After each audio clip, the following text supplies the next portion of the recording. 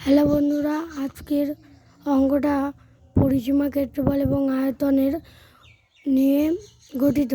তাহলে অঙ্কটা পড়ে শুরু করা যাক। অঙ্কটাতে বলেছে 36 মিটার বাহু বিশিষ্ট বর্গক্ষেত্রের সমান ক্ষেত্রফল বিশিষ্ট আয়তক্ষেত্রের দৈর্ঘ্য 72 মিটার হলে তাহলে প্রস্থ কত। তাহলে এবার অঙ্কটা পড়লাম, এবার অঙ্কটা পড়বো আরেকবার, এবার পড়ে বুঝবো।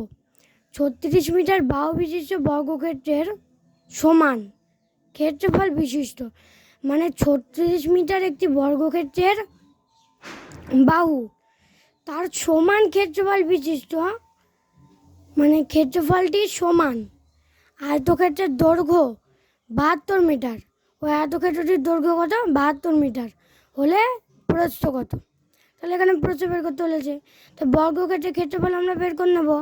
বাহু দিয়ে দিয়েছে, বাহু ইন্টু বাহু করবো, 36 ইন্টু 36।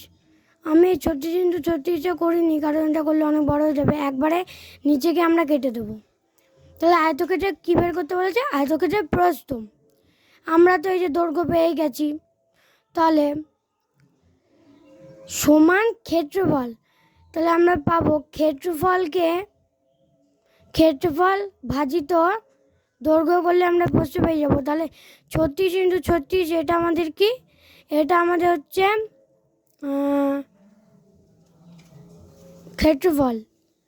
তাহলে ভাজিত 72 মিটার আমাদের দৈর্ঘ্য সমান 18 মিটার হচ্ছে প্রস্থ। তাহলে আমরা উত্তরটা পেয়ে গেলাম, প্রস্থ কত? 18 মিটার। চলো তাহলে পরে অঙ্কটি দেখা যাক। পরে অঙ্কটিতে বলেছে 6 মিটার বাহু বিশিষ্ট ঘনককে গলানো হলে 3 সেমি বাহু বিশিষ্ট কয়টি ঘনক তৈরি হবে। তাহলে এখানে দেখো, এখানে তাহলে ঘনকের সংখ্যা হবে কত? 6 ইন্টু 6 ইন্টু 6 ভাজিত 3 ইন্টু 3 ইন্টু 3 সমান 8টি। এই রাফটাও আমি এখানে করেছি, তোমরা দেখে নিতে পারো।